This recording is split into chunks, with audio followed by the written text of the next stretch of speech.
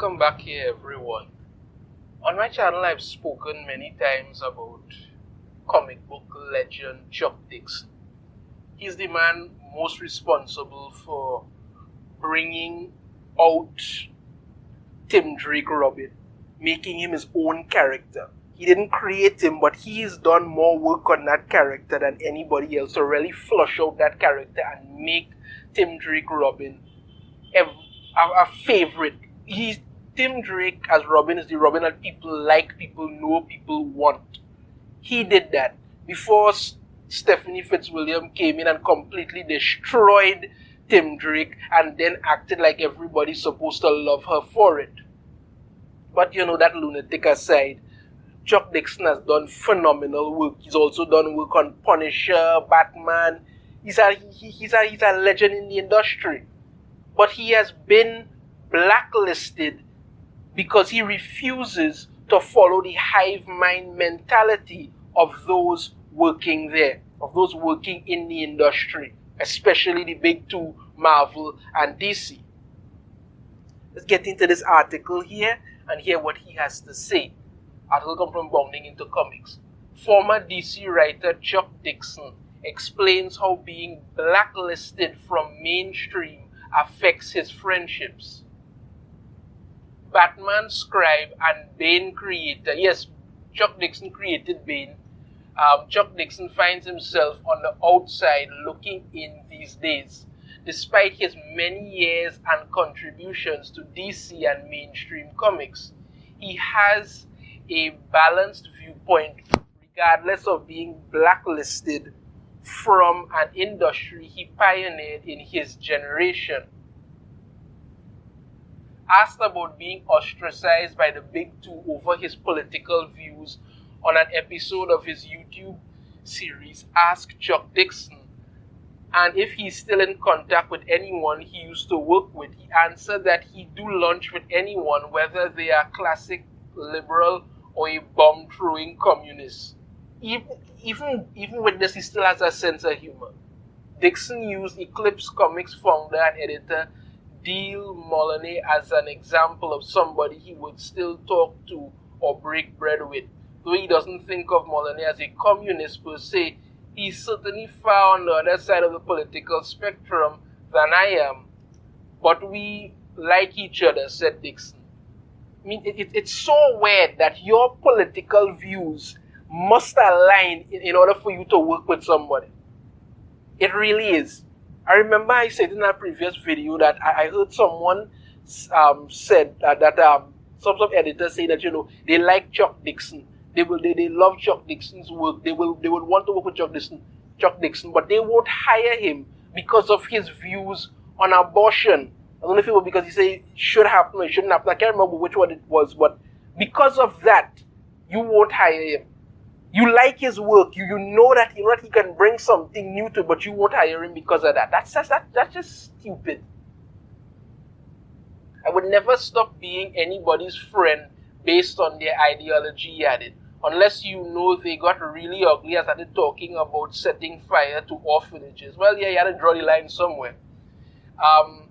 He would draw the line there, well, clearly. But views basing friendships on political policy or identification are very weird. And something I don't understand. If somebody has a different political view than you, you must not work with this person. You must not like this person. It creeps in everywhere. You see it all the time. I live in Trinidad, and I'm telling you, it happens here too. There are people, if your political views don't align with them, they're watching your cut eye. Why? Who you vote for is a very small part of what makes you a person. What your ideological beliefs are is your business. I just want to do my work with you in peace and we can still be cool. That's it. There's a time when somebody could be on two different sides and they would sit and laugh and talk and they would never have a problem with it. That said, he continued, he knows he's all kinds of listed in the industry, but it's not entirely for political reasons. Comics have always had a cliche nature to them, he explained, and some people didn't want him around anymore. Dixon, though, rejects the notion he's a is a victim or cancelled because I refuse to be cancelled, and part of that is because I refuse to apologize. Right on, sir. Very well said. Since he did nothing but speak his mind and openly express his conservative opinions, which is not wrong. Yeah. You see, the people who have a problem with this, they are the ones who tell themselves they must be allowed to say anything, literally anything. I mean, if I could just take a moment to just backtrack for a second and say this, because Chuck Dixon speaks to Eric July, I had him on before they openly discussed it. Okay, if you use Eric July and his ISOB run for example, I saw when Eric July posted up a video time and he was talking about this person openly using, it was I think I saw it on Twitter or something, openly using some of the worst and most disgusting racial obscenities and remarks, was throwing it at Eric July, and then turned around and called him a racist, even though Eric July at no point in time said anything racial to the man. But this person was doing that. This is how these people operate. They must be able to say anything at all. Cause you're black and blue if they want. But you must keep your mouth shut, because the minute you cough, they're ready to come out and decide they're going to cancel you. No. If they don't want you working in their industry, go some places and make your own and do better. And when they start to fail miserably and they start attacking you for it, you just keep making your money, and when they can't anymore, they'll come crawling back to you and look for another opportunity to destroy what you've created. And we have to stop giving these people that kind of power. There's power in words, and they use it completely wrong. No wonder right now they're all having this mental breakdown because Elon Musk took over Twitter, which is like their church to say whatever the hell they want. Furthermore, he says you can only be cancelled if you give in to the mob and apologize. Excellent. True. Which is the prevailing wisdom of those on Dixon's side and in the Comicsgate community. Anybody offended just loves getting offended, and there must be a lot of fun at Thanksgiving dinner.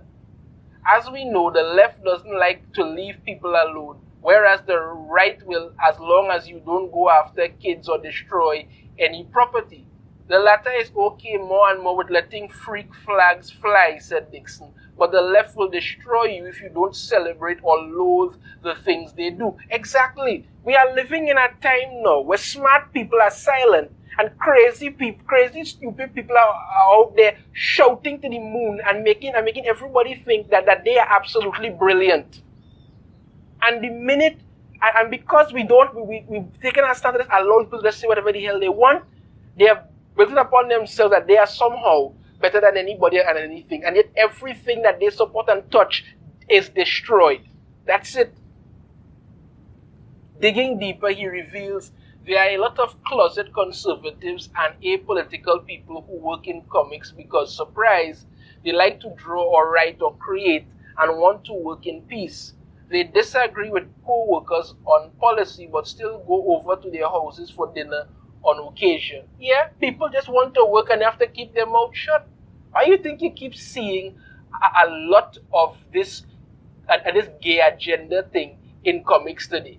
Because the majority of people being hired to work in comics are gay, bisexual, non-binary, whatever. Well, the more bottom line is that they're gay. And if you don't want to be fired, because you could very well be fired if you don't conform to them, you have to use some sort of gay shield or something. So they take all these classic characters, switch their sexuality, and use it as a shield to protect themselves from the mob that is going to come for them. And somehow we're supposed to sit here and believe that that's perfectly okay and not have a problem with it, because then they come out to attack you. Sickness. To illustrate his point, Dixon discussed an aspect of his time working at Cross-Gen Comics. On an average day, certain people's heads would be buried in headphones listening to Rush Limbaugh while they worked. These cross-gen employees were private about their El Rushbo fandom, thinking and scared they'd be fired by their boss and company founder, Mark Alessi. They were under the impression the late businessman was a screaming liberal, but Dixon laughs off this perception of Alessi and the trepidation that it inspired. He found out years later from socializing with Alessi that he was anything but, and probably listened to Rush as well. Still, the paranoia would persist, and it does everywhere in the industry because of job security. People do it. Many people go along to keep their job and will virtue signal to remain relevant. Exactly what I just said about using shields. It's so bad that some Dixon knew to be apolitical became bomb-throwing pinkos on social media to be or seen down with the struggle. However, when he talks to them, he can tell they're not, and that their politics were learned. Yeah, they have to do these things to stay relevant because there is a movement within this industry to get rid of anybody who does not align with you. This is why you keep hiring hack writers, hack comic book writers who destroy characters, and you're supposed to praise them. And anytime you don't align with them, they move in a group to just crush you, and this is why the industry is dying. He also adds they don't want to be signaled out, and so march along in a low and a fear Dixon could never stoop to. Damn right. Damn right. Why should you bow down to that crap? For one, he speaks his mind and has done so for years. Doing a 180 to fit in after all these years would never work, barring a stroke or brain trauma that might cause him to vote Biden. How Dixon can be friends with people like that in today's social climate is he tries to understand where they come from. The people that I remain friends with, that I don't agree with, he says, I understand perfectly why they feel the way they feel, and I hope they feel the same for me. And that's really all and that it takes, a little bit of understanding, and you could do something. You don't have to run out and be there, but this is not what they want. They don't want anybody to understand them and try and work with them and come to some kind of mutual understanding. You must fall in line or you are to be destroyed. Chuck Dixon is a legend in the comic book world. And you're trying to tell me you're going to try and blacklist this man because he doesn't align with the crap that you're spewing that is destroying all forms of entertainment, and somehow he's the problem? Clearly, these people need to take a long, hard look in the mirror, and I don't mean the one reflected in their Twitter profiles. No, in an actual mirror, and see, because they live in a world that is eating itself, and they can't see that. Let me know your thoughts on this in the comments. If you have a different opinion, I'd love to hear it. If you like the video, be sure to hit that thumbs up, subscribe if you haven't already, ring the notification bell, be notified every time I put out a new video, and I shall see you all next time. Take care.